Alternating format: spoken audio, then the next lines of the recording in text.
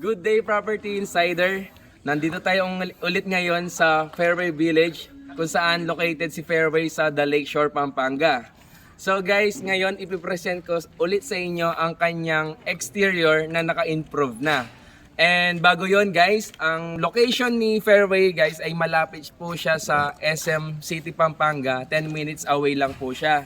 And 5 minutes away lang po siya sa NLEX Mexico Toll Gate. And 20 minutes lang po sa Clark International Airport.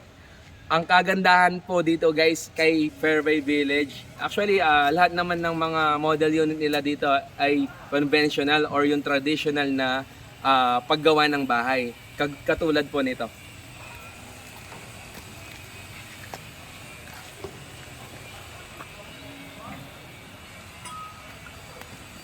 So ayun po, i-check na po natin ang kanyang exterior. Tara.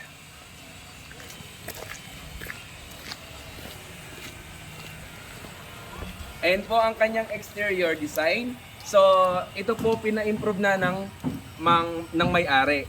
So ito po yung kanyang carport.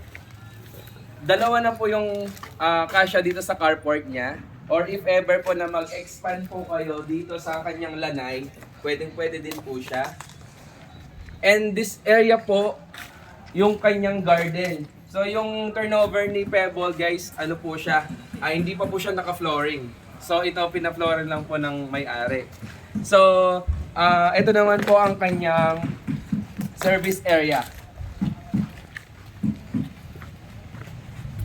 Ayan, ito po yung kanyang laundry area.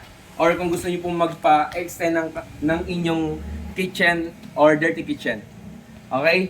Ang kagandahan po dito kay Pebble or kay Fairway, malapit po siya sa lahat. Malapit po siya sa mga university like University of Assumption. 15 to 20 minutes lang po yung layo niya. And then sa Our Lady of Fatima or known as Olfu, malapit din po siya guys. 15 minutes away lang siya. So ngayon naman po, ipapakita ko ang kanyang interior. So yun guys, quick tour naman tayo sa kanyang interior design. Okay? Ito po ang kanyang living area. Window glass na rin po siya dito for our natural lighting. Okay? And this area naman po for your dining area. Spacious po yung dining area niya.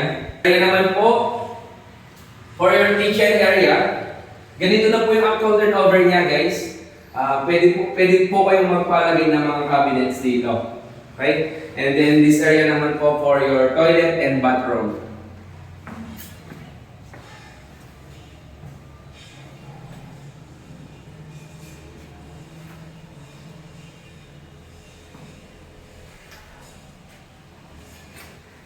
And dito naman po, ito yung kanyang storage room. Medyo may kaliitan lang pero okay na po siya. And then, ngayon naman, akit naman po tayo sa taas, ipapakita ko ang kanyang mga bedrooms. Ang kagandahan dito guys kay Pebble, buhos na yung kanyang hagdan. And then yung railings niya is mga bakal na rin. Ito naman po ang kanyang bedroom 1. Ayan. Very spacious na rin po. And then, may window glass din po tayo dito. Ayan.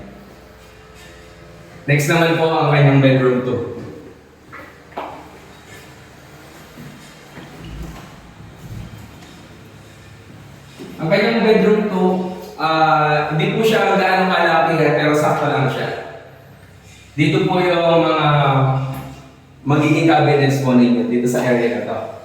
Okay? Meron na rin po siyang window glass dito. Okay, ngayon naman po, sa master's bedroom naman tayo.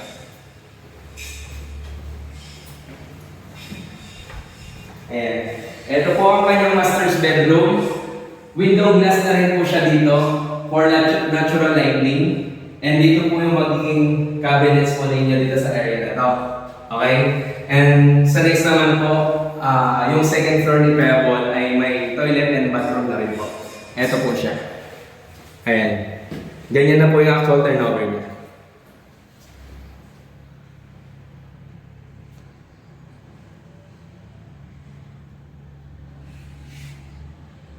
So yun guys, tapos na po yung picture natin sa Fairway Village.